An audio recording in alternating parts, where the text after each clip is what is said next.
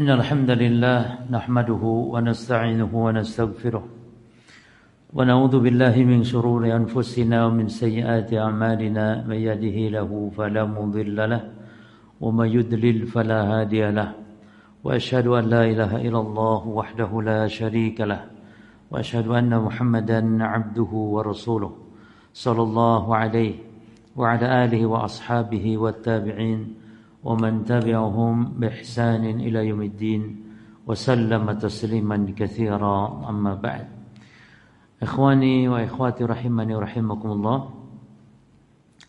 Kita melanjutkan baca kitab Al-Qawaid Al-Aqdiyah fi Bayan Madhab Ahlussunnati wal Jamaah karya Syekh Walid ibn Rashid Suaidan hafizahullah taala. Kita di pembahasan tentang kaidah nama dan sifat Allah. Masuk di kaidah yang ke-159, pembahasan tentang proporsional ahli sunnah, sikap pertengahan ahli sunnah di dalam masalah nama dan sifat.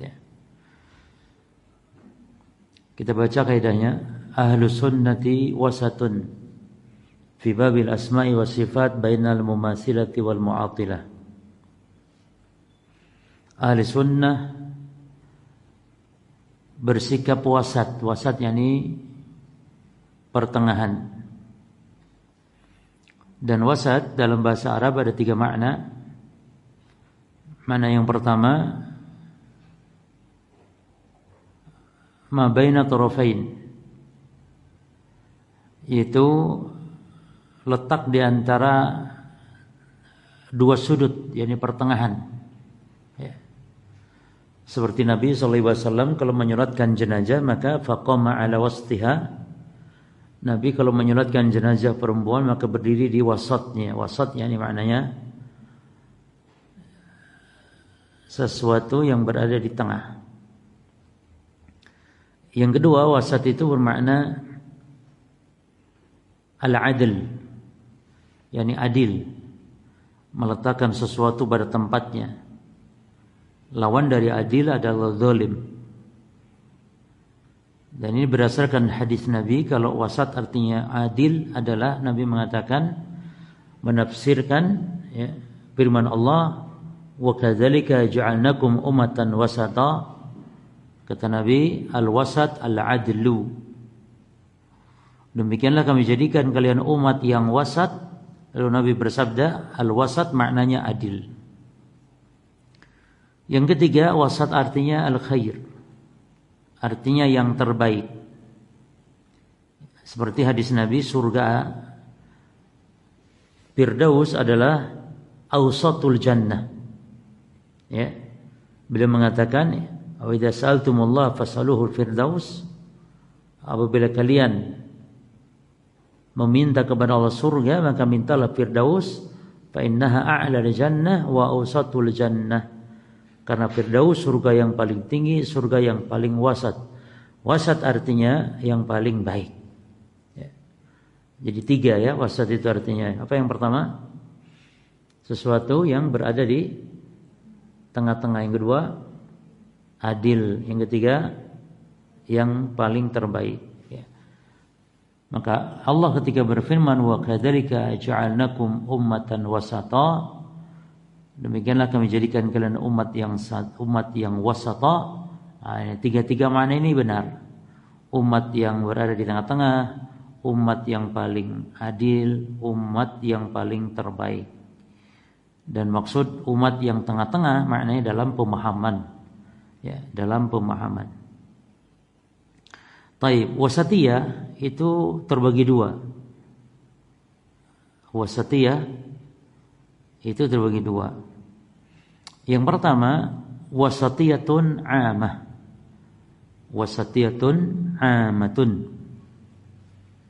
Wasatiyah yang umum, yaitu wasatiyahnya Islam, wasatiyahnya umat Islam antara umat-umat lain. Wasatiyah umum adalah wasatiyahnya umat Islam ini dibanding umat-umat lain, khususnya dibanding Yahudi dan Nasara. Dalilnya sama Al-Baqarah 143 tadi. Wa kadzalika ja'alnakum ummatan wasata. Demikianlah kami jadikan kalian umat yang pertengahan, umat yang wasata, umat yang adil, umat yang terbaik, maksudnya umat Islam dibanding dengan umat-umat lain. Ya. Jadi kita ini sebagai muslim harus bangga, umat Islam itu umat yang terbaik. Kuntum khaira ummatin ukhrijat linnas. Bahkan kata Allah, wala tahinu wala tahzanu wa antumul a'launa in kuntum mu'minin. Jangan kalian merasa rendah, jangan kalian merasa sedih, jangan. Karena kalian itu tinggi derajatnya kalau kalian beriman. Ya. Jadi kita ini umat yang mulia, umat yang terbaik, umat yang proporsional dibanding umat lain, khususnya Yahudi dan Nasrani. Yang kedua, wasatiyah itu wasatiyatun khasah. Wasatiyatun khasah. Nah, ini yang kita bahas. Wasatiyatun khasah yaitu wasatiyatu ahli sunnah baina firaqil ummah. Wasatiyatun khasah artinya pertengahannya ahli sunnah. Kalau tadi pertengahan umat Islam ya secara umum, baik ahli bid'ah pun masuk di situ. Ya. Kalau yang pertama wasatiyah ammah itu wasatiyahnya umat Islam ya, baik itu ahli bid'ah. Karena ahli bid'ah itu juga kan muslim. Jadi ahli bid'ah itu muslim ya, itu tetap lebih baik daripada kafir gitu. Jadi kalau ditanya jangan ragu, mana Khawarij yang bagus, Khawarij atau Yahudi? Ya Khawarij. Karena bagaimanapun Khawarij tetap umat Islam. Walaupun sesat, tapi tetap kalau dibanding Yahudi, Nasara ya baik. Jangan ragu ya.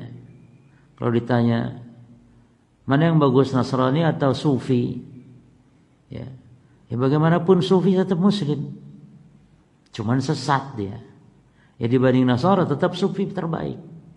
Gitu. Walaupun mungkin nanti dari sisi bahaya lebih bahaya ahli bid'ah. Beda kalau masalah bahaya. Ya, seperti bahaya munafik dengan kafir, bahaya mana? Bahaya munafik. Karena munafik itu menampakkan Islam, ahli bid'ah itu menampakkan Islamnya, kaum muslimin sholat di masjid. Seperti orang-orang Syiah misalnya, itu kan menampakkan keislamannya. Ya. Menampakkan keislamannya. Tapi rusaknya agama oleh orang Syiah melebihi rusaknya oleh orang kafir.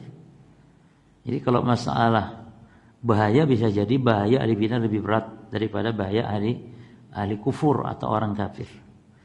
Jadi maksudnya pengaruhnya ya merusak ke dalam Islam. Kan Islam itu sekarang rusak ya dengan ahli bid'ah yang merusak Islam, merusak ajaran Islam. Seperti orang-orang Syiah, orang-orang Sufi itu yang merusak Islam dari dalam.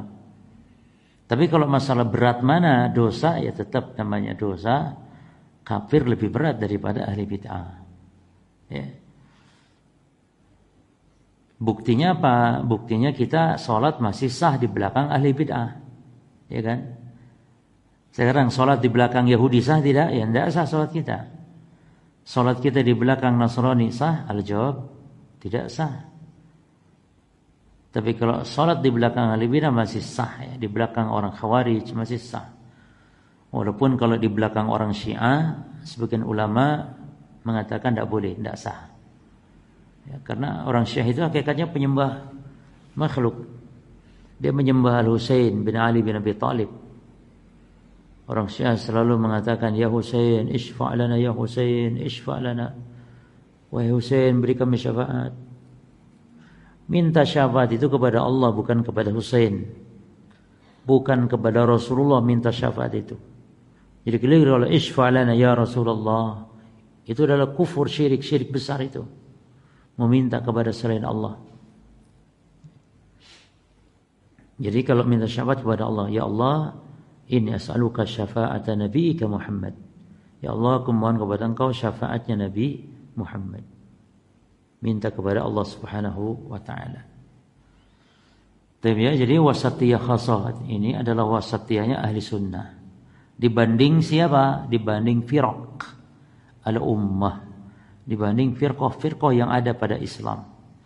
Dibanding Syiah, dibanding Rafidah, dibanding Khawarij, dibanding Mu'tazilah, dibanding Jahmiyah, dibanding Asy'ariyah, dibanding Maturidiyah, dibanding Kulabiyah, dibanding Sufiyah, dibanding tarekat Naqsabandiyah, dibanding tarekat Sajiliyah, dibanding wis pokoknya sebutin semua penyimpang-penyimpang itu, maka ahli sunnah pertengahan dibanding mereka.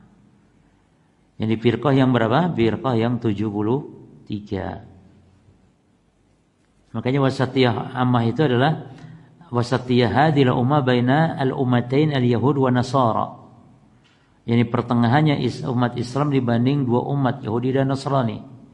Adapun wasatiyah khasah itu adalah wasatiyahnya ahli sunnah dibanding firqah-firqah umat yang 73. Ya, berdasarkan hadis Nabi kan umat ini berpecah pada 73 dalam hadis Muawiyah.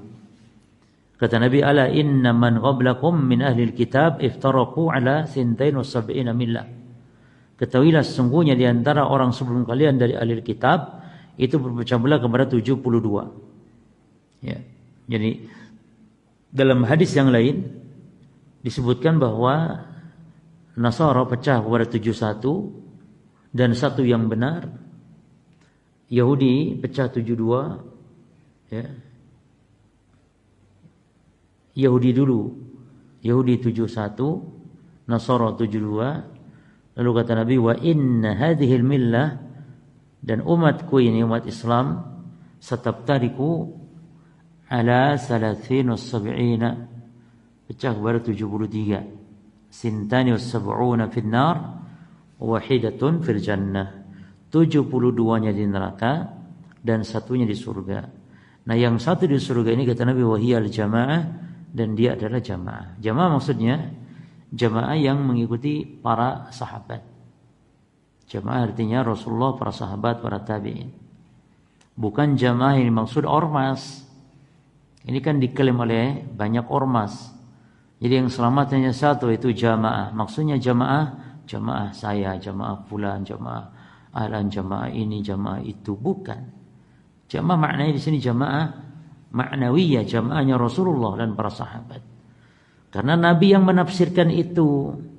Ketika Nabi ditanya yang selamat, Nabi katakan makana alaihi ana wa ashabi. Ya, kata Nabi yang selamat itu adalah orang yang berjalan di atas jalanku dan para sahabatku.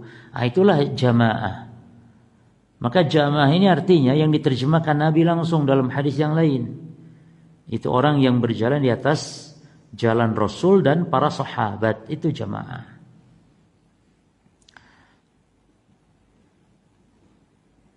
Taib.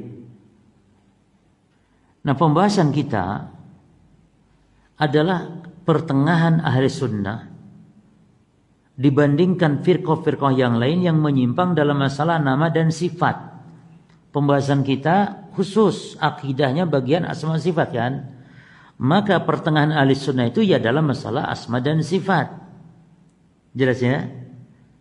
Karena ahli sunnah itu pertengahannya umum, bukan hanya asma wa sifat. Tapi dalam seluruh aspek prinsip-prinsip agama, cara-cara beragama, ahli sunnah itu pertengahan. Makanya para ulama membahas ini, bahwa ahli sunnah wal jamaah itu pertengahan antara kelompok-kelompok sesat menyimpang. Itu poinnya di 5 pokok. Di 5 pokok secara secara garis besar lah ya, di 5 pokok, di 5 poin. Ya. Poin pertama adalah masalah ibadah. Ya, kita bahas sekarang secara umum.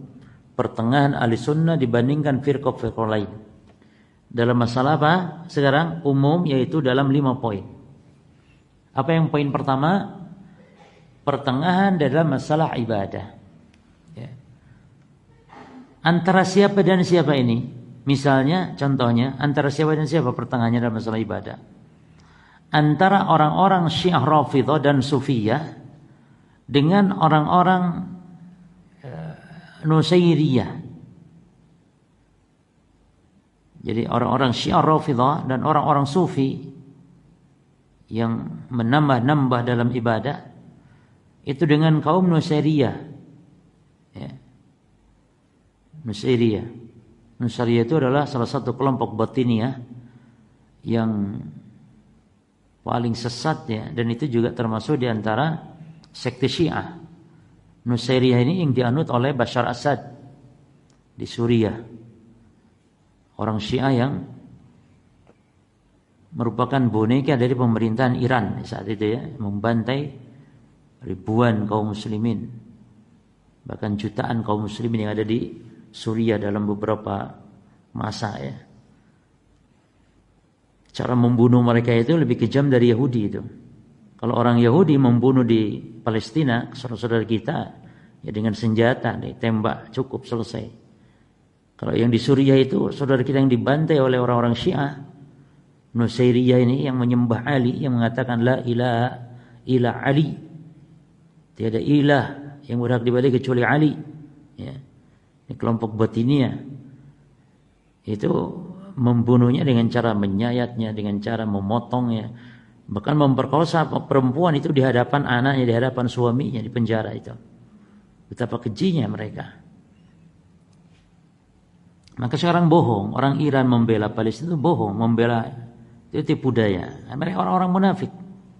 Tapi banyak umat Islam yang tertipu di dunia ini sehingga mereka banyak mengatakan Iran ini pahlawan, Iran ini ya negara Islam yang membela, yang berani kepada Amerika, pada Israel. Padahal mereka adalah sekongkol. Ya. Orang-orang Iran, Syiah dengan Yahudi, memang Syiah itu ajaran dari Yahudi asalnya.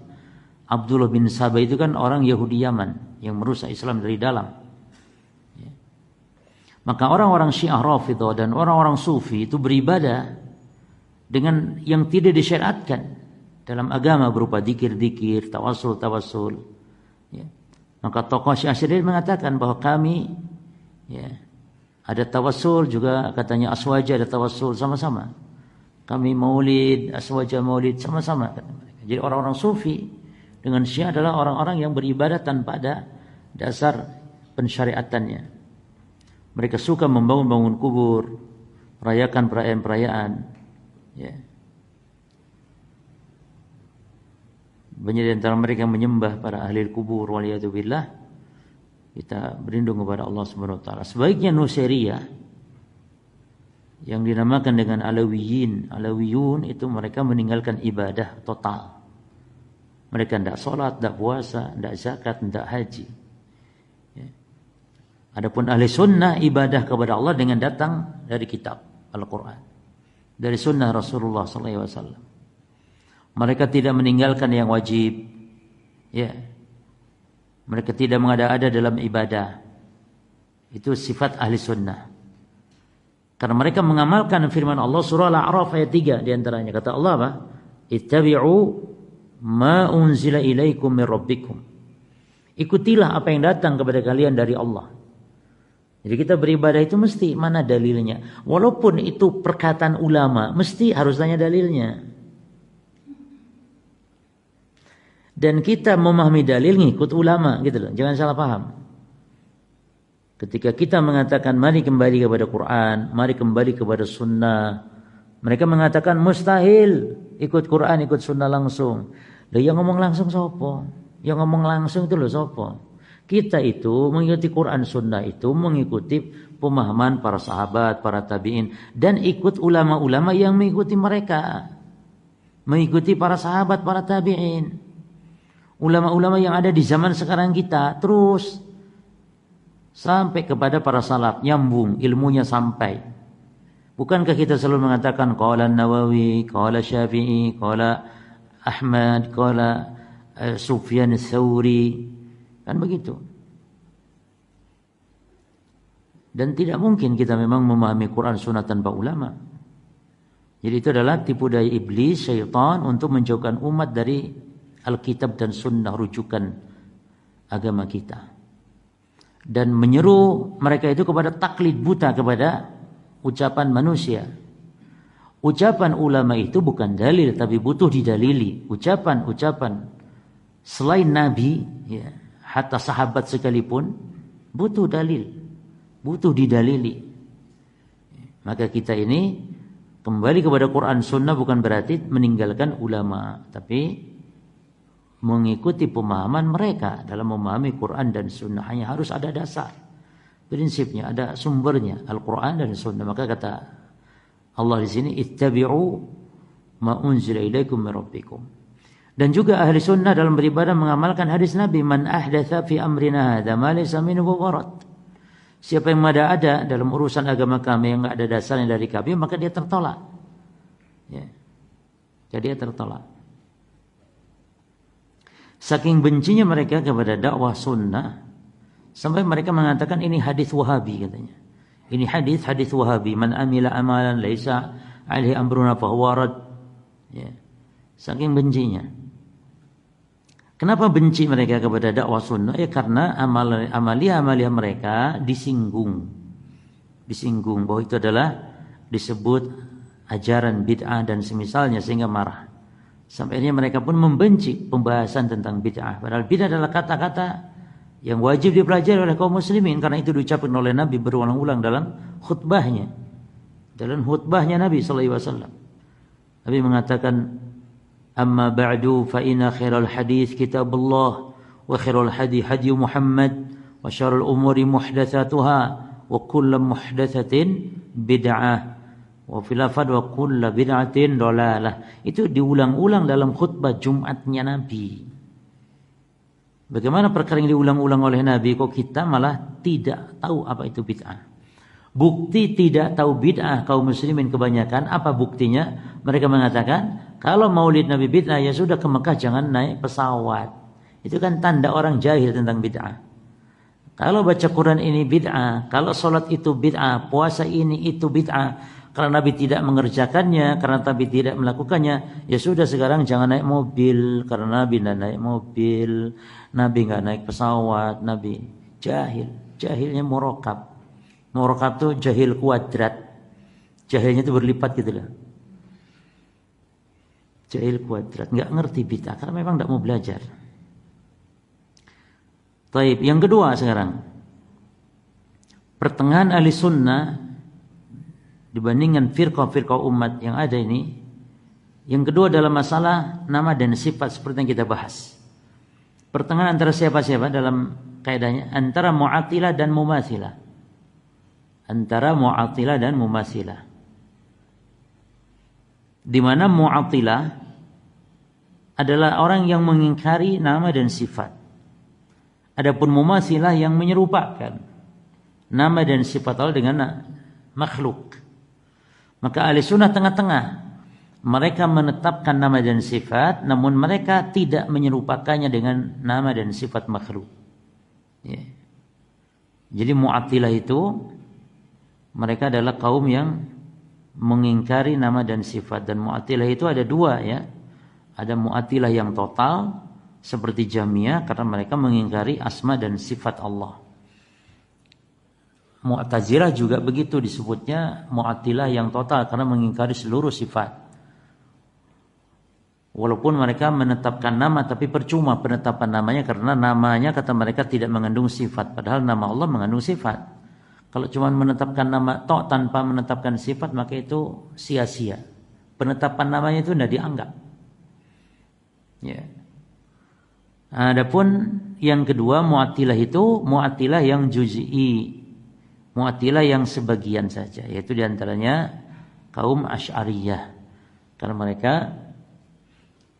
menetapkan nama dan mengingkari sebagian sifat dan sebagiannya mereka mentakwilnya. Itu kaum Asy'ariyah ya. Adapun kalau Mumatsilah yang menyerupakan sifat Allah, ini jarang terjadi, hanya saja ada. Mumatsilah itu ada. Manusia pertama yang menyerupakan sifat Allah dengan sifat makhluk adalah seseorang bernama Hisham Ar-Rafidhi dia. Seorang Syiah Rafidah. Jadi kasus penyerupaan itu jarang. Yang banyak kasus pengingkaran sifat. Taib, adapun ahli sunnah mereka pertengahan, beriman pada seluruh nama, beriman seluruh sifat, nggak dibeda-bedakan sebagaimana yang terdapat dalam nas-nas syariat, ya. Mereka juga menamai Allah dengan nama-nama yang telah ditetapkan, ya. Karena tidak boleh menetapkan nama atau sifat tanpa Allah tetapkan.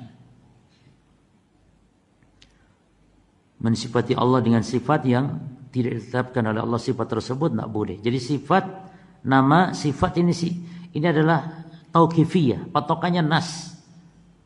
Tidak ada ruang ijtihad di situ. Penetapan nama Allah dan sifat Allah. Jadi tidak boleh sembarangan gitu.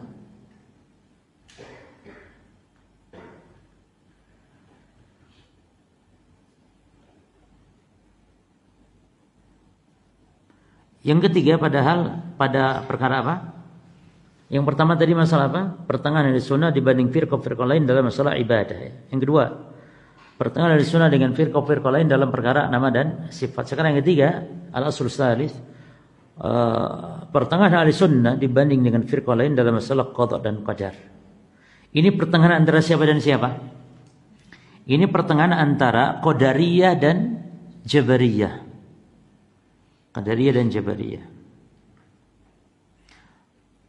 Qadariyah itu maknanya pengingkar takdir, ya. Maka kalau mau ditambahkan itu istilahnya Qadariyah nufah namanya. Qadariyatu an-nufatu. Qadariyatu an-nufatu. Yani Qadariyah penafi, pengingkar. Qadariyah an-nufah terbagi dua. Pertama, Qadariyah al-gulah. Gulah itu yang ekstrim. Itu yang mengingkari 4 rukun takdir. Ilmu Allah, al-kitabah, al-masyiah dan al-khalqu. 4 rukun takdir ini diingkarinya. Dan ini dikafirkan oleh para ulama. Al-Qadariyah al-gulah ini. Siapa dia ini jemaah? Al-Qadariyah al-gulah ini siapa? Yang ekstrim, yang mengingkari ini. Kata para ulama sekarang itu sudah punah ini. Sudah nggak ada. Cuman munculnya manusia pengingkar takdir ini di zaman Ibnu Umar, yakni di zaman sigar sahabah atau di akhir masa sahabah. Sigar sahabah itu ya Ibnu Umar, Ibnu Abbas, ya. Sebagaimana dalam hadis Muslim dikatakan, awal man yatakallam fil qadar Ma'bad al-Juhani bil Basrah. Yang pertama kali nyeleneh dalam takdir itu adalah Ma'bad al-Juhani di negeri Basrah. Ini dikafirkan oleh Ibnu Umar. Yaitu mereka itu mengingkari ilmu Allah. Allah tuh nggak tahu sesuatu kecuali sudah terjadinya. Mengingkari al-kitabah, catatan takdir. Takdir itu tidak ada catatannya. Mengingkari kehendak Allah. Jadi manusia itu berkehendak sendiri tanpa campur kehendak Allah. Lalu mengingkari penciptaan, bahwasanya manusia menciptakan perbuatannya sendiri, bukan Allah. Itu namanya Qadariyah an-nufah yang tipenya tipe gula. Apa gula tadi? Gula ekstrim. Yang kedua, yang tidak ekstrim, yaitu mereka itu adalah kaum Mu'tazilah. Jadi kalau disebut Qadariyahnya Mu'tazilah itu bagaimana sih? Qadariyah Mu'tazilah itu adalah orang-orang Mu'tazilah yang mengingkari takdir namun tidak ekstrim. Bagaimana tidak ekstrim? Dia tetapkan dua rukun pertama.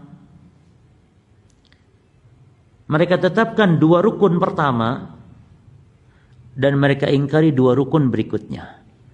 Berarti yang ditetapkan 2 rukun pertama. Apa rukun pertama? Ilmu. Yang kedua al-kitabah. Berarti yang diingkari oleh orang-orang Mu'tazilah atau Qadariyah yang gair gula, yang tidak ekstrim adalah hanya 2 saja. Apa itu? Kehendak. Artinya Allah tidak punya kehendak untuk makhluk. Artinya kehendak makhluk nggak ada campur tangan kehendak Allah. Mereka itu tujuannya baik. Kenapa mereka ingkari kehendak Allah? Karena maksud mereka itu begini. Jadi kalau makhluk itu berzina, berbuat maksiat, maka kehendaknya hanya kehendak makhluk aja. Karena kalau ngomong itu kehendak Allah juga, wah repot kata mereka. Mosok sih. Padahal para ikhwan, kesalahan mereka itu tidak membagi kehendak kepada dua bagian. Itu masalah mereka. Sehingga mereka itu memahami kehendak Allah itu adalah hanya kehendak syariah saja. Padahal kehendak Allah itu ada kehendak kauni, ada kehendak syariah. Secara kauni Allah menghendaki loh ada orang berzina. Betul tidak? Betul tidak? Betul gitu kayak Mama Gupron. Betul. Ya kan jemaah? Kalau secara kauni Allah menghendaki enggak orang berzina?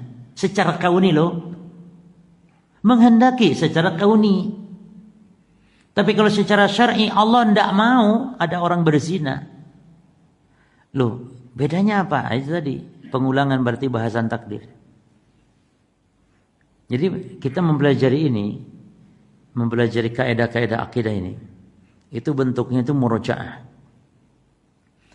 Kita kan belajar nanti mungkin kitab Aqidah Wasithiyah, belajar kitab Tahawiyah, Aqidah Tahawiyah, belajar kitab Tauhid, belajar kitab-kitab Tauhid, kitab Aqidah lah pokoknya. Jadi kaidah kita ini yang kita pelajari, yang totalnya ada berapa? 160-an itu ya. Ini kayak kesimpulan-kesimpulan dari pelajaran kita semua. Ya.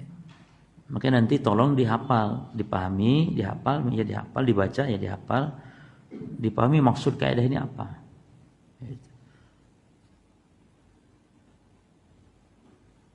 Jadi kita ketika ngaji kaidah ini kan, ngaji lagi tuh tentang kaidah-kaidah tentang takdir ya. Kalau ini sudah dibahas takdir ini waktu di Masjid Muttaqin dulu. Cuman ya lupa yang lupa, ingat yang ingat kan itu cuma. Ya kan?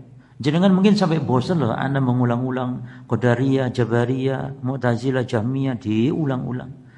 Terus iradah Allah kauniyah, syar'iyah diulang-ulang. Tapi masa ngono ya ndak eling-eling, ndak ingat-ingat. Karena jarang memurojaah. Ya. Coba apa bedanya iradah kauniyah dengan iradah syar'iyah? Dari berapa sisi minimal? Karena banyak, mungkin dari 8 sisi, dari 7 sisi. Kita minta 3 saja dari sisi ini yang paling pentingnya. Bedanya apa? Iradah kauniyah dengan iradah syar'iyah Allah. Dari 3 sisi saja. Dari sisi apa bedanya?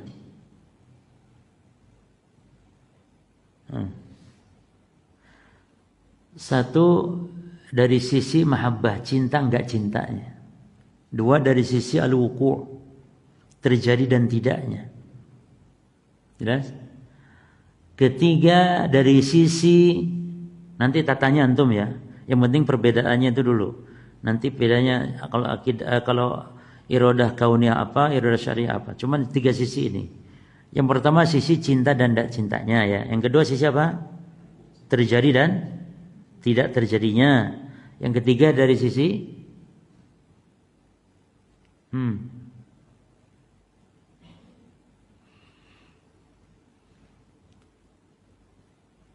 cinta dan tidaknya, terjadi dan tidaknya terjadi. Yang ketiga dari sisi al-mahabbah, al-wuqu', dari sisi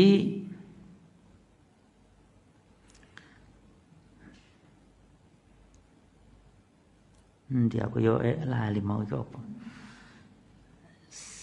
Taib. Dari sisi terjadi dan tidaknya, cinta dan tidaknya.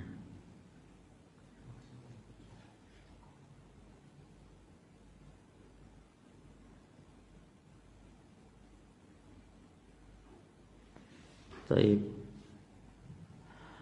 Coba sekarang dari sisi al-wuqu' terjadi tidaknya, apa bedanya antum?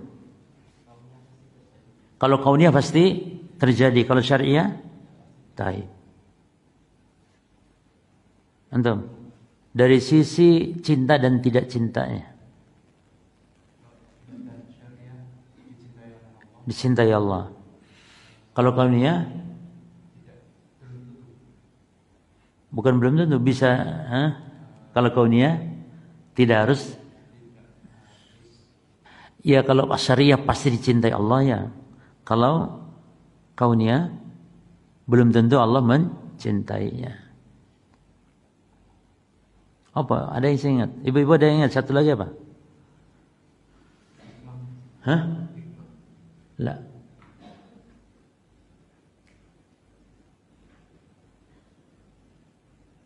Makanya Allah mengendaki enggak adanya perzinahan, mabuk-mabukan, kekufuran. Menghendaki karena itu terjadi adanya. Dan tidak harus Allah cinta.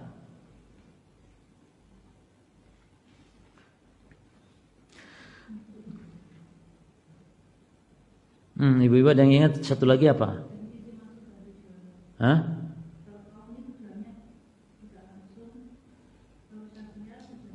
Aywa, antum ngomong tadi ya? Aywa. Hikmahnya. Maksudnya, Bu ya, betul. 3, ulangi. 1 al-mahabbah ya. Yang kedua wuku' itu terjadi ya.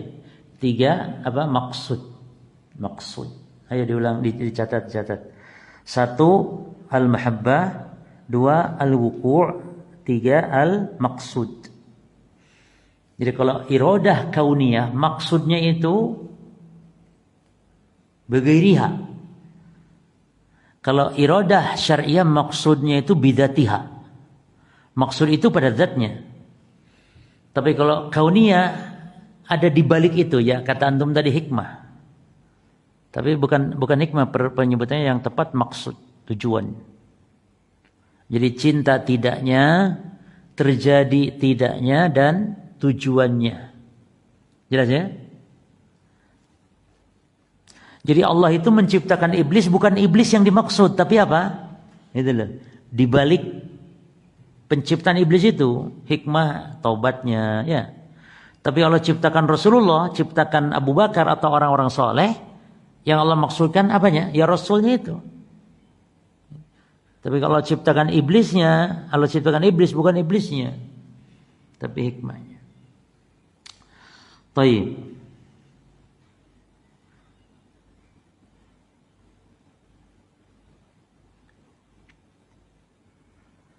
Jadi kalau orang-orang Qadariyah yang gair gula, yang bukan ekstrim, yang tidak ekstrim seperti kaum Mu'tazilah, maka mereka menetapkan ilmu dan masyiah, hanya saja yang mereka ingkari apa? Ilmu dan kitabah, yang mereka ingkari adalah masyiah, kehendak Allah. Jadi kehendak Allah itu diingkari pada kehendak hamba. Karena kata mereka, kalau Allah berkehendak bahwa hamba berzina, ini enggak adil, kata mereka, ini dolim namanya. Karena mereka tidak membagi iradah tadi kepada dua bagian. Maka sebab kesesatan dalam takdir, di antara sebabnya apa? Tidak membagi iradah Allah itu. Menjadikan iradah Allah satu saja, akan sesat, dia bingung sendiri. Maka kita katakan, Allah berkehendak ada orang berzina, tapi secara kauni. Kalau secara syar'i tidak. Ya.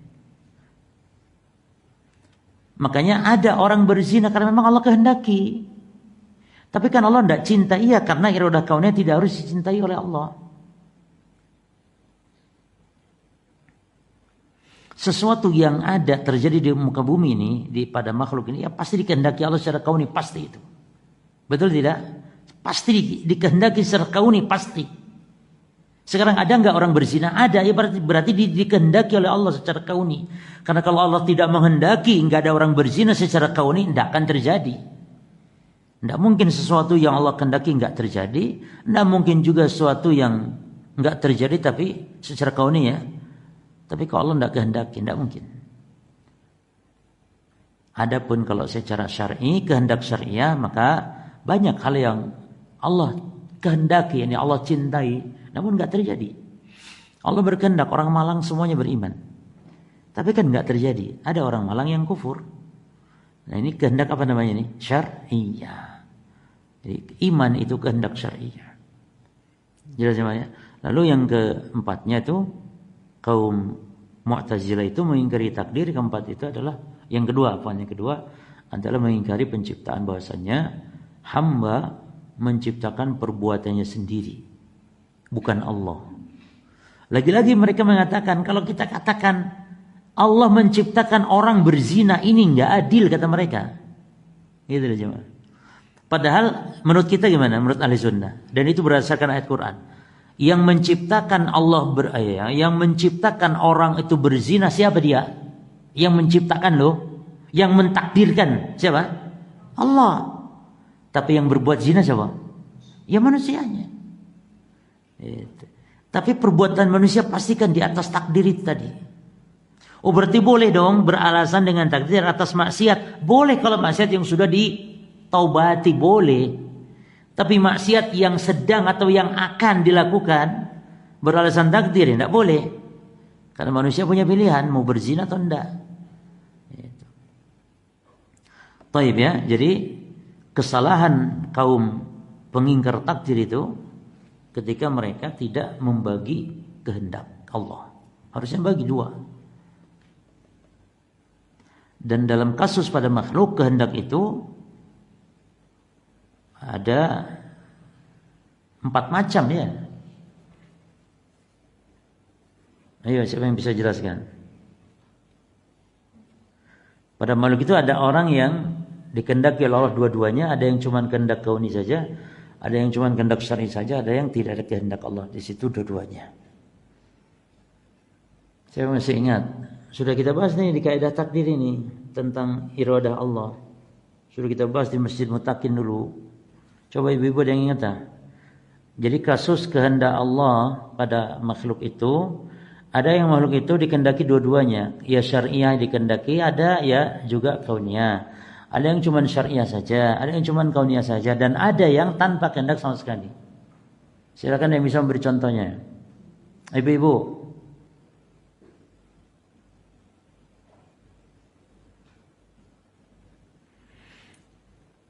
Imannya Nabi Muhammad itu kehendak yang mana?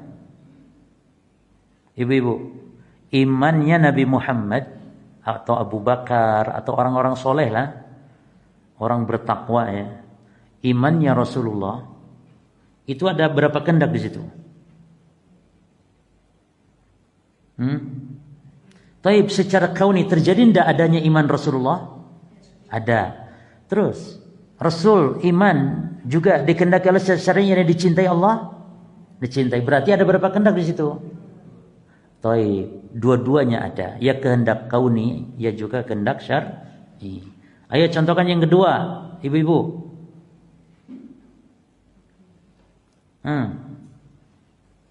Imannya iblis, imannya Fir'aun. Ada berapa kehendak di situ dan kehendak apa? Bapak-bapak, ibu-ibu. Imannya Fir'aun, imannya Abu Lahab, imannya siapa lagi? Imannya Abu Jahal. Itu ada enggak kehendak Allah di situ atau enggak ada? Kalau ada berapa kehendak? 2 atau 1? Terus kalau 1 kehendak apa?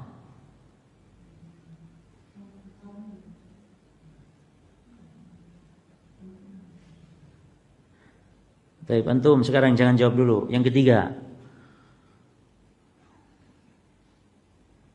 kafirnya Abu Lahab, kafirnya Fir'aun, ada berapa kehendak? Kehendak apa? Atau enggak ada kehendak Allah di situ? Terjadi enggak kafir Abu Lahab? Terjadi. Berarti ada kehendak Allah di situ? Kehendak apa yang terjadi dan Allah tidak cinta? Kehendak kau? Baik. Balik lagi ke ibu-ibu. Berarti imannya Abu Lahab kehendak apa? Kalau kauniyah kan terjadi enggak imannya Abu Lahab? Enggak terjadi. Berarti tidak ada iradah kauniyah di situ. Betul tidak? Berarti kehendak apa yang ada di situ? Dikehendaki enggak Bu oleh Allah secara syar'i? Imannya Abu Lahab dikehendaki enggak oleh Allah secara syar'i? Loh kok bingung?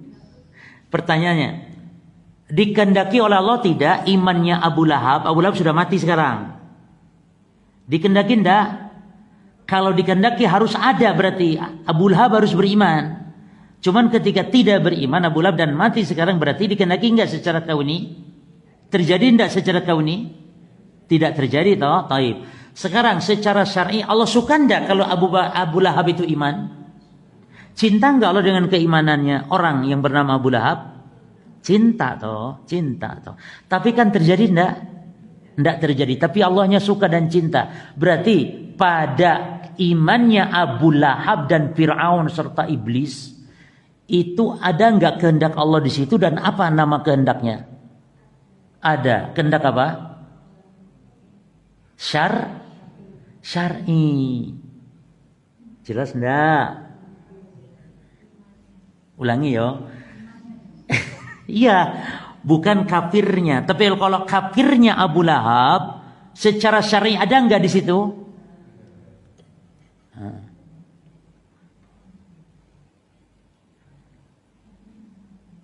Kafirnya Abu Lahab, enggak. Ya Allah enggak suka kekufuran kan. Berarti tidak ada iradah syariah, yang ada hanya iradah kan memang terjadi.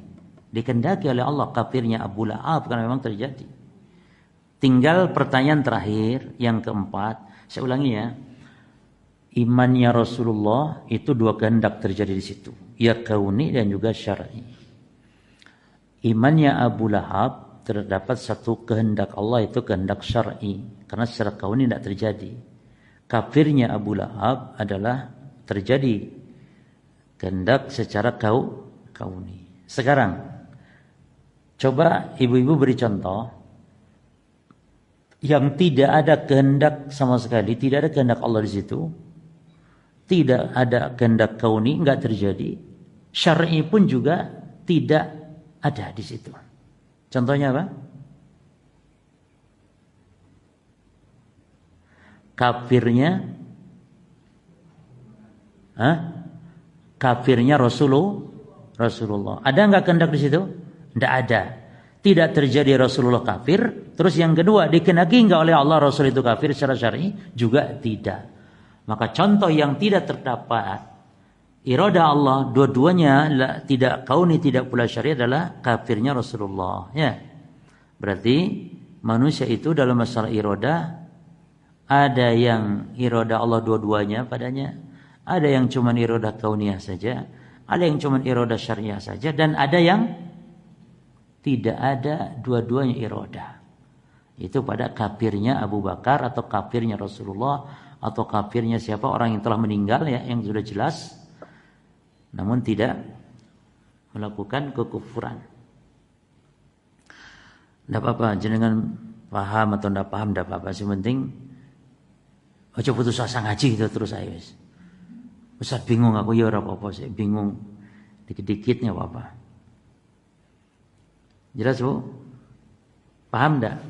Kalau paham itu bisa menjelaskan lagi. Itu paham. Arti paham itu bisa menjelaskan. Iradah Allah. Taib, ulangi merojaan ini penting nih. Iradah Allah antara terbagi dua, kauniyah dan syariah. Perbedaan mendasar antara iradah Allah yang kauniyah dengan yang syariah itu dari berapa sisi? 3. Bahasa Arabnya ya. Supaya kita juga mudah menghafal itu, jangan bahasa terjemahnya. Bahasa Arabnya. Yang pertama min haits, dari sisi apa? Al-mahabba, 2 al-wuqu', terjadi tidaknya. 3 al-maqsud. Taib. Yang terjadi pada makhluk berkaitan iradah Allah itu, ada makhluk yang terjadi 2 iradah, ada yang terjadi iradah syariah saja, ada yang terjadi iradah kauniyah saja, dan ada yang tidak terjadi dua-duanya iradah. Contoh-contohnya sudah kita sebutkan tadi. Yaitu iman Rasulullah, iman iblis, kafirnya iblis, dan kafirnya Rasulullah. Untuk supaya paham itu maksudnya. Baik.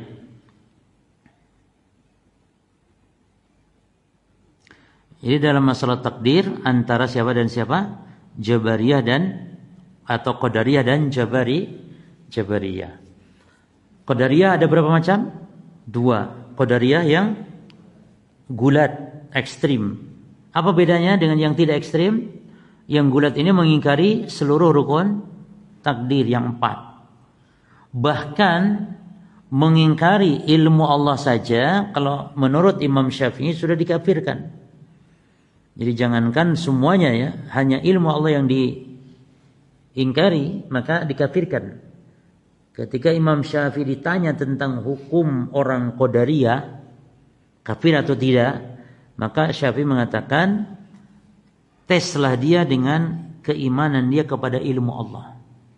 Kalau masih menetapkan, kata Syafi'i tidak kafir. Tapi kalau sudah mengingkari ilmu Allah, maka kafir. Ilmu Allah. Nah, oleh karena itu pula lah Ibnu Sina dikafirkan ulama karena dia mengingkari ilmu Allah. Jadi Ibnu Sina itu dikafirkan ulama karena 3 keyakinannya yang mendasar. Yang pertama, bahwa ilmu Allah itu hanya ilmu yang global saja, adapun yang rinci Allah tidak tahu. Ini kapan jatuhnya daun Allah tidak tahu. Allah baru tahu ketika daun itu jatuh. Allah tahu itu global saja. Ini kata kata Ibnu Sina. Yang kedua, kekufurannya apa? Bahwa babun nubuwah maftuhah, bahwa pintu kenabian masih terbuka, artinya masih ada nabi setelah Nabi Muhammad. Dan yang ketiga, annal akhirah la haqiqata laha, bahwa akhirat itu tidak ada hakikatnya, akhirat itu hanya khayalan. Ya jelas saja orang berkeyakinan seperti ini, maka dikafirkan oleh para ulama. Bahkan ulama menyebutnya amma Ibnu Sina fahuwa abul malahidah. Kata Imam Ibnu Qayyim, adapun Ibnu Sina dia adalah abul malahidah, bapak moyangnya ateis. Ibnu Sina dia memang ahli di bidang kedokteran. Lalu apakah karena ahli kedokteran dia sebagai ulama? Tidak. Jadi Ibnu Sina itu ya ahli kedokteran, dan termasuk di antara orang-orang filsafat mereka. Ibnu Sina ini termasuk di antara orang filsafat. Filsafat itu kenapa? Dalam Islam itu apa sih? Kalau ilmu filsafat beda namanya dengan filsafat Islam yang dimaksud. Kalau ilmu filsafat itu tidak tercela. Ilmu tentang ilmu alam, fisika, biologi, atau ilmu berkaitan tentang akal-akal berkaitan tentang alam. Ada yang dimaksud dengan ilmu filsafat dalam Islam adalah pembahasan tentang akidah, tentang masalah ketuhanan, yang mana mereka menggunakan akal. Jadi bahayanya ilmu filsafat ketika membahas tentang ketuhanan, itu masalahnya. Karena mereka gunakan juga akal. Ini Tuhan itu secara akal harus begini, harus begitu. Gitu loh jemaah. Secara akal Tuhan itu harus begini, harus begitu. Seperti misalnya Asy'ari yang menetapkan sifat yang 7 itu adalah akal. Maka mereka disebut ahlul kalam itu. Ahlul kalam ini orang-orang filsafat, orang yang mendepankan akal dalam pembahasan ketuhanan. Ya. Dan itu munculnya dalam Islam ketika di masa pemerintahan Abbasiyah, ya, bahwa ilmu-ilmu dari filsafat Yunani itu diterjemahkan ke dalam bahasa Arab, dan yang menerjemahkan langsung dari bahasa Yunani ke dalam bahasa Arab. Bukan ditranslate ke Inggris dulu, ke bahasa mana dulu, tidak, langsung dari bahasa Yunani ke bahasa Arab oleh orang-orang Yahudi saat itu yang memang ahli, ya, gitu. Sehingga terjadilah musibah akhirnya.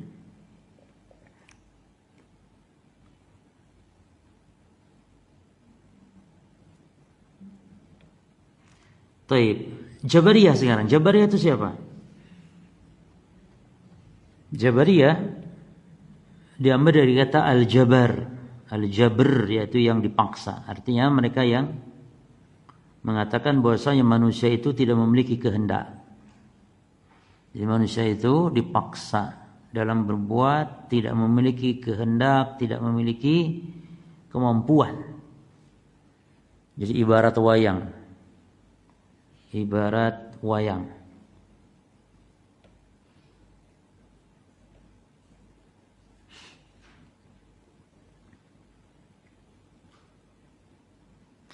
Saking rusaknya akidah mereka ini bahwa ketika ada orang yang berzina, Maka yang berzina adalah Allah. Naudzubillah min dzalik. Karena manusia tidak punya apa? Kehendak, tidak punya kemampuan. Jadi perbuatan manusia yang berbuat adalah Allah. Sebaliknya qadariyah tadi kan ya. Perbuatan manusia Allah enggak ikut campur sama sekali. Jadi mereka ini sebenarnya ada sisi baik dan sisi buruknya dua-duanya. Nah, ahli sunnah ini tengah-tengah. Sisi baik dari Jabariyah diambil, sisi baik dari Qadariyah pun diambil. Ya.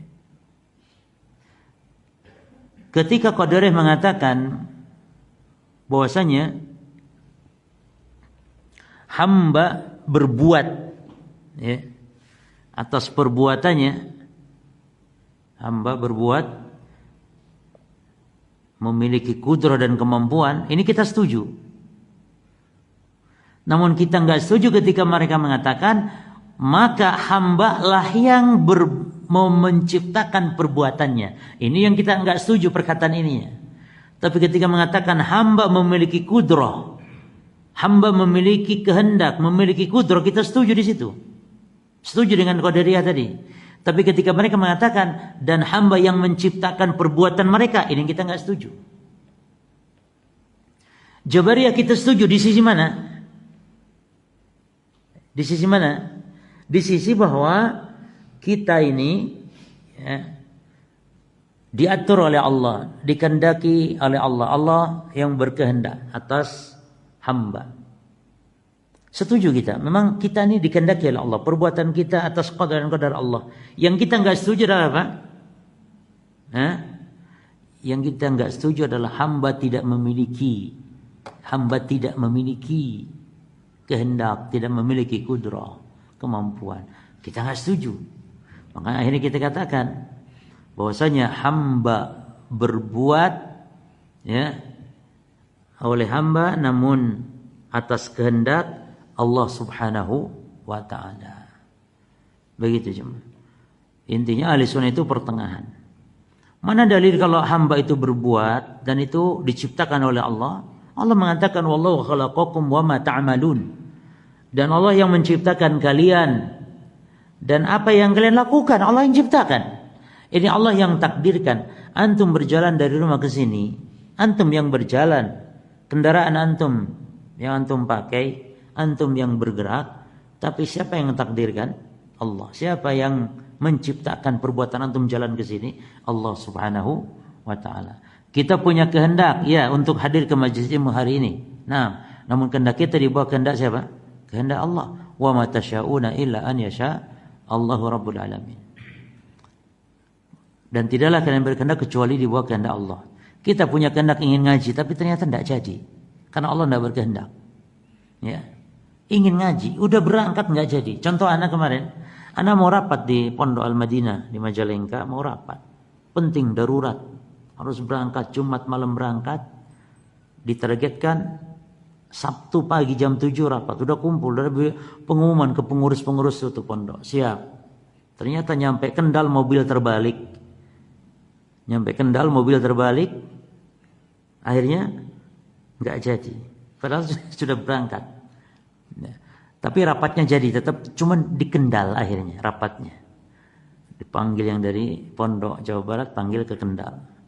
Nah, jadi artinya kita punya kehendak, tapi di bawah kehendak Allah Subhanahu wa taala.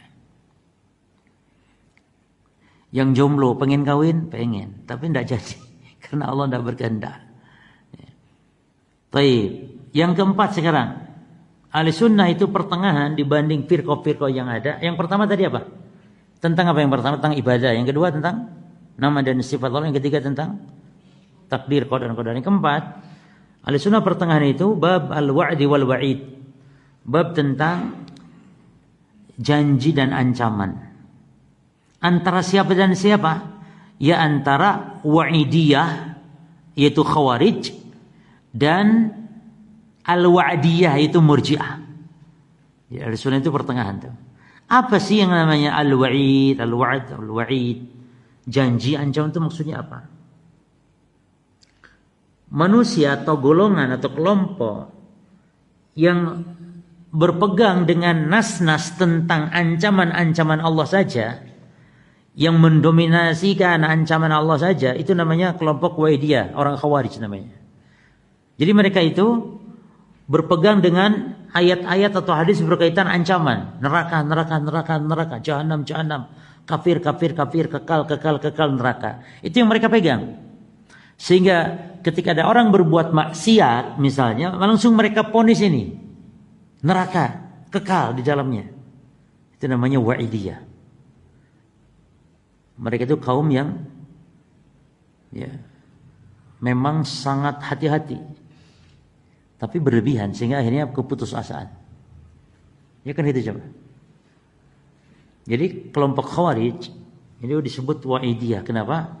Karena mereka yuqaddimunan nusus al-wa'id. Mereka mendahulukan nas-nas wa'id. Wa'id itu apa? Ancaman, neraka.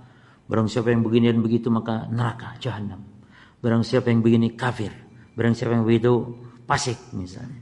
Nah, itu ayat-ayat atau hadis-hadis tentang wa'id.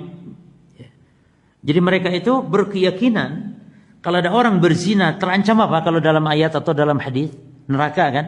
Mereka berkeyakinan harus. Itu kelompok Wa'idiyah namanya. Termasuk seperti ini juga Mu'tazilah ya. Jadi kalau ada orang diancam neraka harus masuk neraka.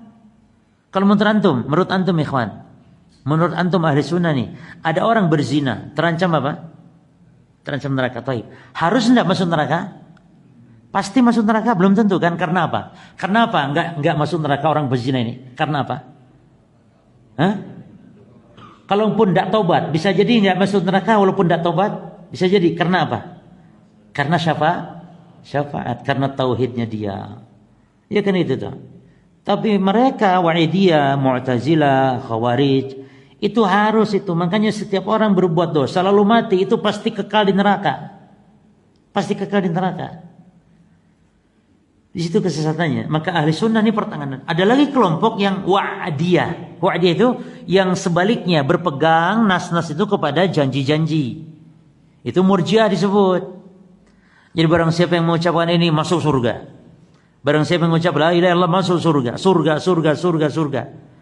Yang seperti ini biasanya terlena. Maka orang seperti ini tidak takut dari makar Allah. Kalau Khawarij jatuhnya nanti kepada apa? Kalau Khawarij putus asa dari rahmat Allah. Jadi putus asa dari ampunan Allah. Kalau Khawarij. Kalau Murji'ah apa jemaah? Hilangnya rasa apa? Murji'ah. Tenang aja masuk zina ora apa-apa. Kan bareng siapa ngucap la ilaha illallah masuk surga. Surga. Ini Murji'ah. Jadi kalau Murji'ah pezina, pelacur tenang. Surgamu tinggi. Loh apa? Ya sore maksiat enggak ngaruh apa-apa. Kan kamu sudah la ilaha illallah. Nilai Allah pasti surga ya wis, surga. Itu Murji'ah. Jadi Murji'ah akhirnya apa? Tidak takut dari makar Allah. Ya. Yang satu al-ya'su min rahmatillah, ya. Yang satunya lagi al-amnu min makrillah. Itu konsekuensinya. Ayo ditulis. Konsekuensi Khawarij atau Wa'idiyah, konsekuensi ya, sikap maksudnya ya, konsekuensi dari orang Khawarij, tanda kurung Wa'idiyah, termasuk juga Mu'tazilah di situ ya. Khawarij, Mu'tazilah, tanda kurung Wa'idiyah. Apa konsekuensi sikapnya mereka? Al-ya'su min rahmatillah. Al-ya'su atau al-qunut, putus asa dari rahmat Allah. Ya kan coba? Gak ada ampunan, putus asa. Sebaliknya lawannya yaitu al-wa'diyah dalam tanda kurung Murji'ah. Apa konsekuensi sikap mereka ikhwan? Al-amnu, merasa aman dari makar Allah. Ahli sunnah tengah-tengah.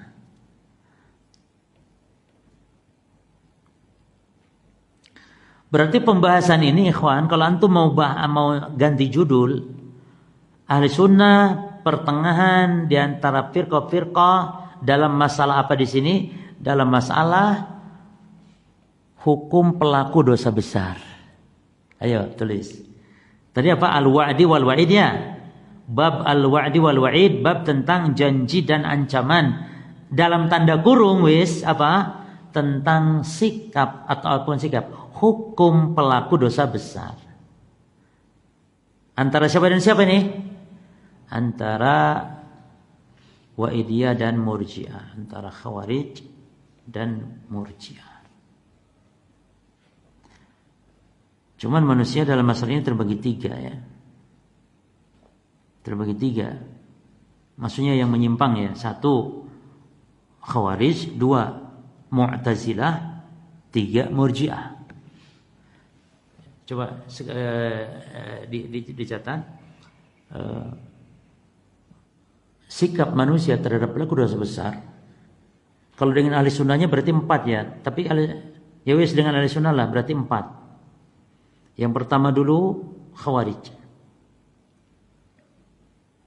Yang kedua Mu'tazilah. Yang ketiga Murji'ah. Yang keempat ahli sunnah wal jamaah. Pelaku dosa besar menurut Khawarij apa jemaah?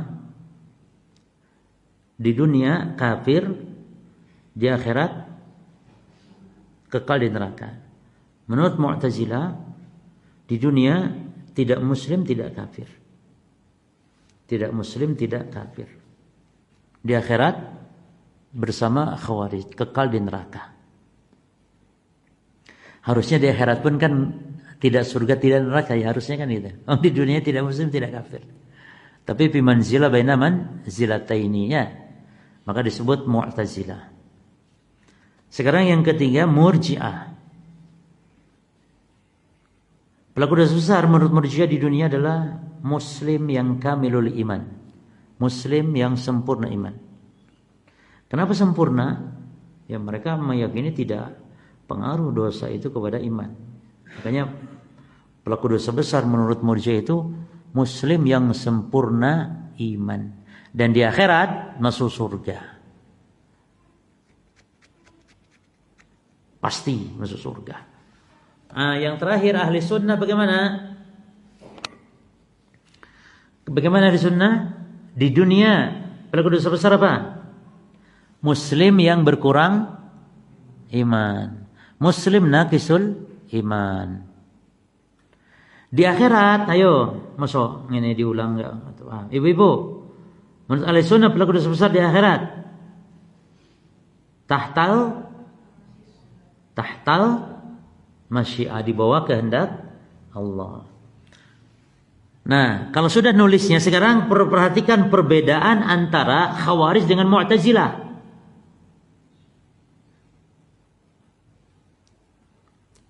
Ayo pulang harus bawa ini. Pulang nanti harus bawa ini, poin-poin ini. Perbedaan antara siapa dan siapa sekarang? Tentang pelaku dosa besar. Perbedaan dan persamaan antara siapa? Khawarij dengan Mu'tazilah. Dua kesamaan dan dua perbedaan.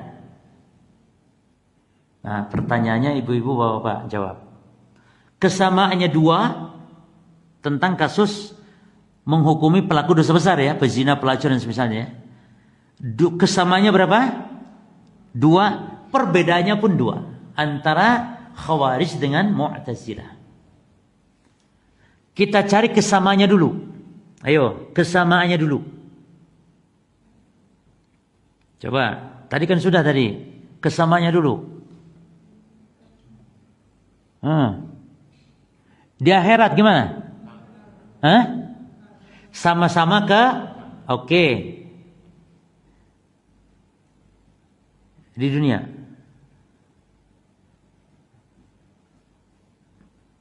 Apa?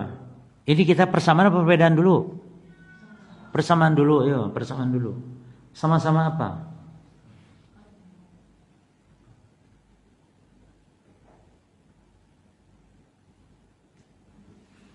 Ayo.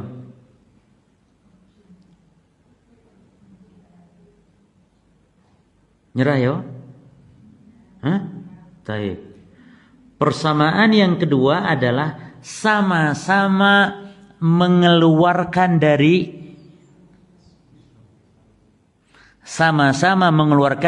Islam. Bukan masalah sama-sama mengkafirkan. Kalau mengkafirkan enggak. Sama-sama mengeluarkan dari Islam kan? Betul tidak? Khawarij kafir enggak orang? Kafir. Terus kata Mu'tazilah apa orang kalau berbuat dosa? Bukan muslim tapi juga bukan kafir. Makanya bukan muslim berarti sama-sama mengeluarkan dari Islamnya. Betul tidak? Paham tidak? Kata Khawarij orang berbuat dosa besar apa sih? Kafir. Ya kan? Kalau kafir berarti keluar enggak Islamnya? Ya keluar jelas, masuk kafir sih Islam. Keluar dari Islam. Terus kata Mu'tazilah, tidak muslim, tidak kafir. Gitu loh. Berarti kalau tidak muslim, keluar enggak dari Islamnya? Keluar. Makanya persamaannya, ojo ngomong kafirnya enggak. Kalau kafir enggak. Orang Mu'tazilah itu tidak mengkafirkan kan? Karena tidak kafir, namun juga tidak apa? Tidak muslim, berarti keluar enggak Islamnya dari Islamnya? Keluar. Makanya persamaannya adalah antara Khawarij dan Mu'tazilah itu persamaannya apa? Sama-sama mengeluarkan dari Islamnya. Jelas? Jelas enggak? Kalau di akhiratnya sama-sama apanya? Kekalnya di neraka. Jelas? Nah sekarang, ya paham dah nih. Nah sekarang apanya? Perbedaannya berapa? 2 antara Khawarij dan Mu'tazilah. Perbedaan pertama, ayo apa? Dan ini antum ingin tahu dibahas di kitab apa ini? Ini dibahas di kitab yang enteng ringan, yaitu kitab Syarah Aqidah Tahawiyah yang karya Syekh Sa'id bin Wahab bin Ali Al-Qahtani. Yang itu adalah komentar singkat terhadap Aqidah Wasithiyah. Nah, jangan baca di situ nanti. Syarah atau ta'liq Aqidah Wasithiyah yang dikarang oleh siapa tadi? Sa'id bin Wahab bin Ali. Maksud anda itu maksudnya yang mudah antum cari gitu loh. Jadi kitab-kitab ulama juga dibahas ini. Cuman di kitab yang Masya Allah enteng kecil ringan ya. Hanya singkat saja syarah itu tapi Masya Allah. Karya Syekh Sa'id bin Wahab. Antum tahu Syekh Sa'id bin Wahab itu apa? Yang ngarang kitab ini loh, Hisnul Muslim itu loh. Dikir doa. Dikir doa Hisnul Muslim. Ya, itu boleh punya kitab namanya Ta'liq ya, komentar kepada kitab Aqidah Wasithiyah Ibnu Taimiyah. Di situ dijelaskan perbedaan ini antara Khawarij dengan Mu'tazilah.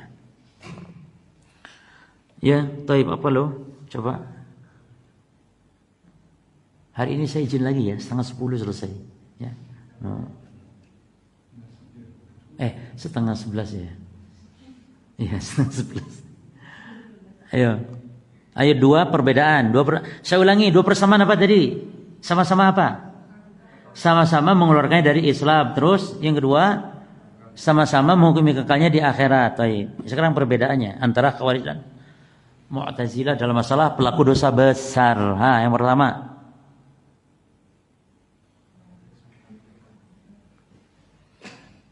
Dari ungkapan tadi kan sebenarnya.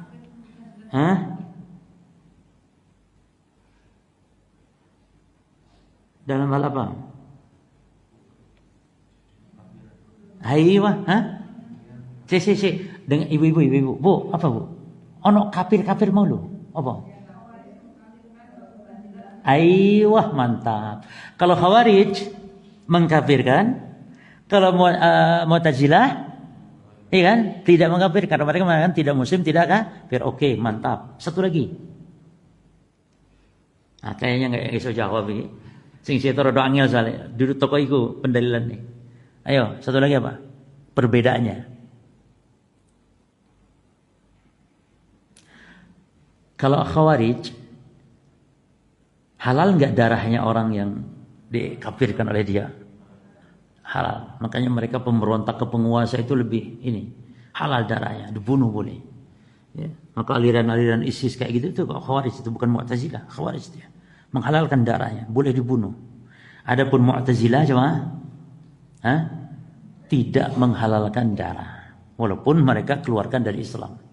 Tapi tidak menghalalkan darah. Walaupun juga di akhirat kekal gitu ya. Tapi tidak menghalalkan darah. Taib. Yang kelima. Tentang apa? Pertengahan ahli sunnah dibanding firqah-firqah lain dalam Islam. Tentang sahabat Rasulullah. Pertengahannya antara siapa dan siapa ini? Antara Syiah dan Khawarij, Syiah. Kalau Syiah maksudnya sikap kepada Ali bin Abi Thalib, ya. Kalau Syiah mengagungkan Ali, kalau Khawarij mengkafirkan Ali bin Abi Thalib. Nah, tambah satu lagi kaidah, selesai. Sekarang kullu, kaidah ke-160. Kullu mu'attil mumassil wa kullu mumassil mu'attil. Setiap mu'attil, apa mu'attil itu? Yang mengingkari sifatnya, adalah mumassil. Dan setiap mumassil pasti mu'attil. Dari sisi mana? Siapa yang tahu kaidah tentang antara mu'attil dengan mentahrif? Kullu muharrif mu'attilun wa laysa kullu muharrif mu'attilan. Setiap muharrif pasti mu'attil. Namun tidak setiap mu'attil harus muharrif. Ya, itu satu kaidah. Artinya orang yang mentawil sifat itu hakikatnya menta'atil, mengingkari hakikatnya. Contoh, Asy'ariyah mengatakan Allah punya tangan tapi bukan tangan, ya kan? Nikmat atau kekuatan. Lah berarti dia mengingkari tangan kan? Tangan hakiki kan dia ingkari hakikatnya. Maka setiap pentahrif pasti penta'til. Tapi tidak setiap mu'atil itu harus muharif. Contohnya Jahmiyah. Jahmiyah mengatakan Allah tidak punya tangan, titik, selesai. Enggak mengartikan tangan dengan nikmat atau kekuatan. Enggak. Nah sekarang ini kaidah beda ini. Yaitu apa? Kullu mu'attil mumassil wa kullu mumassil mu'attil. Satu-satu ini kita bagi dua kaidah ini, dua dipenggal dua ini. Pertama, kullu mu'attil mumassil. Itu dulu. Kita penggal dulu. Lalu nanti yang kedua, kullu mumassil mu'attil. Sekarang kullu mu'attil mumassil maksudnya gimana? Setiap mu'attil, setiap yang mengingkari sifat Allah, baik Jahmiyah ataupun Asy'ariyah, baik ta'til kulli ataupun ta'til juz'i, mu'attilnya itu. Baik menta'til total, mengingkari total ataupun tidak, mentahrif seperti Asy'ariyah. Jadi mu'attil di sini maksudnya muharif juga. Ya. Maka hakikatnya dia juga adalah mumassil, yang menyerupakan Allah dengan makhluk. Kenapa ikhwan? Jawabannya adalah sebelum mereka mengingkari sifat, mereka telah terlebih dahulu menyerupakan Allah dengan makhluk. Karena alasan mereka mengingkari sifat Allah nggak punya wajah. Kenapa? Karena kata mereka kalau mengatakan Allah punya wajah berarti menyerupakan katanya dengan wajah makhluk. Karena kata mereka kalau Allah punya wajah berarti kayak makhluk, yang makhluk juga punya wajah. Itu mereka. Berarti alasan mereka untuk mengingkari sifat Allah tersebut adalah karena dalam otak mereka sudah terbayang bahwa wajah Allah seperti siapa? Wajah makhluk. Maka mereka ingkari itu. Mereka, nggak punya, Allah nggak punya wajah. Opo mas? Nek sampean ngomong Allah itu punya wajah apa? Lalu berarti ente menyerupakan lo kalau wajah makhluk. Sing nyerupakan sapa mas? Ya pasti serupa. Nah kan berarti pasti serupa katanya. Sapa mas? Wajah jenengan lo mas, kalau wajah monyet ketek itu mas, podo apa beda? Nek sampean ngomong wajah Allah itu podo karo wajah makhluk, berarti wajah jenengan karo wajah ketek piye? Tapi nek wajahku ya ndak podo karo ketek. Ya ngono jadi. Makanya kata para ulama di antara Imam Bayhaqi, orang yang mengatakan wajah Allah konsekuensinya itu adalah sama dengan wajah makhluknya. Kalau kita menetapkan, berarti konsekuensinya wajah dia pun sama dengan wajah hewan. Karena sama-sama punya ya kan coba. Makanya orang itu sebelum mentaktil pasti mumasil dulu. Pasti mentamsil dulu. Paham enggak di sini coba?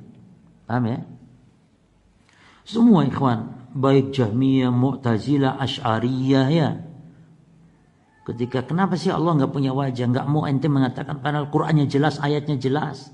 Allah punya tangan jelas. Laisa kamitslihi syai' juga jelas. Tidak serupa. Kenapa sih? Lah kalau mengatakan Allah punya sifat yang makhluk juga punya sifat seperti itu. Ya kayak makhluk nanti. Menyerupakan berarti. Sehingga kami mensucikan Allah. Kami tidak mengatakan Allah punya tangan. Punya sifat.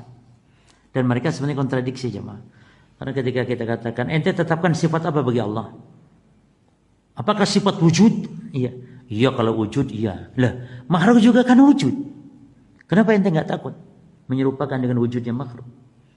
Ini kontradiksi. Apalagi Asy'ariyah tuh yang menetapkan 7 sifat itu. Kalau kita tanya lu, apa 7 sifat kau tetapkan?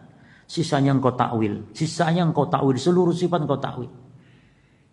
Karena yang 7 ini kata dia sifat yang sesuai dengan keagungan kebesaran Allah. Lah ya podo ae tangan pun ya sifat yang sesuai dengan keagungan kebesaran Allah. Nek 7 ini adalah sifat yang sesuai akal. Nah, kalau sudah akal baru kita tanya akalnya siapa? Karena menurut Jahmiyah, pakai akal Jahmiyah, Allah tidak punya sifat sama sekali. 7 pun tidak ada semuanya. Mu'tazilah lain lagi, nama punya, sifat tak punya. Ente Asy'ariyah juga gitu. 7 sifat kau tetapkan, sisanya kau takwil, kau nafikan. Gimana ini? Akalnya siapa sini dipakai? Akhirnya kan diam. Akalnya siapa? Karena Jahmiyah juga berakal, Mu'tazilah berakal, Asy'ariyah berakal. Makanya kita katakan, maka dalam urusan seperti ini tidak boleh dijadikan dasar, pendasarannya akal tidak boleh. Harus nas. Baru akal mengikuti nas. Yang penting jenengan jelas ya, mu'atil itu pasti mumasil jelasnya. Nah sekarang yang agak bingung, setiap mumasil juga mu'atil. Orang yang merupakan sifat Allah dan makhluk itu juga disebut mu'atil. Kok bisa? Mu'atil artinya apa? Pengingkaran kok bisa? Nah, ternyata yang diingkarinya itu adalah pertama, yang diingkarinya nih, pertama, pengingkarannya ada 3 ya. Pengingkaran pertama, mentaktil apa sih? Mumasil itu ya. Tahu mumasil jemaah? Orang yang mengatakan wajah Allah seperti wajah makhluk, itu mumasil. Tangan Allah seperti tangan makhluk, hidup Allah seperti hidup makhluk, itu mumasil. Nah setiap mumasil ini, orang seperti ini itu juga mentaktil hakikatnya. Cuman mentaktil apa? Nah, pertama, mentaktil ayat-ayat Quran yang menyatakan Allah enggak serupa makhluk. Mentaktil apa? Ayat-ayat atau nusus, wes, ojo ayat. Bisa jadi juga ada hadis.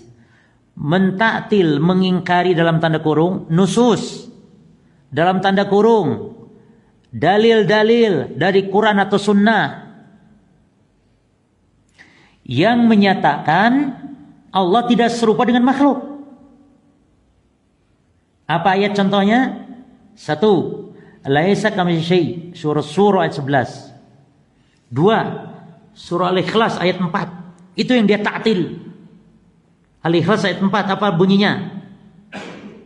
Al-Ikhlas ayat 4 apa bunyinya? Walam yakun lahu kufuwan ahad. Itu kan ayat yang Allah tidak serupa. Mana dia serupakan? Laisa kamitslihi syai', Allah tidak serupa. Surah ayat 11. Lalu Maryam ayat 65. Itulah ayat-ayat yang mereka ta'til. Hal ta'lam lahu samiyan? Hal ta'lam lahu samiyan? Ya. Maka mereka mentaktil ini. Yang kedua, ya ikhwan, mereka itu mentaktil apa sih? Setiap mumasil itu pasti mentaktil apa? Mentaktil ayat-ayat yang menunjukkan kesempurnaan sifat Allah. Mentaktil seluruh nas yang menunjukkan kesempurnaan sifat Allah. Kenapa? Ada yang tahu coba? Kenapa? Apa tadi bunyinya? Mentaktil apa? Mentaktil nas-nas, dalil-dalil yang menunjukkan apa? Allah itu sempurna, gitu ya. Nah, kok bisa? Gimana maksudnya? Masih belum paham. Orang yang menyerupakan sifat Allah dengan makhluk berarti menyatakan Allah itu tidak sempurna. Kenapa? Karena makhluk itu penuh dengan apa? Makhluk itu penuh dengan apa? Kekurangan. Ya kan? Kalau mengatakan pandangan Allah, mata Allah, wajah Allah, tangan Allah seperti makhluk, berarti mereka telah mentaktil ayat-ayat tentang apa? Kesempurnaan Allah. Karena makhluk itu penuh dengan kekurangan, maka menyerupainya dan makhluk adalah bentuk melecehkan Allah. Pernyataan Allah itu tidak sempurna. Ya jemaah, paham tidak sampai di sini? cukup ya. Nanti lanjut. Ya, kita hampir finish ini insyaallah. Nanti kita fokus ke al-mulakhas ya insyaallah.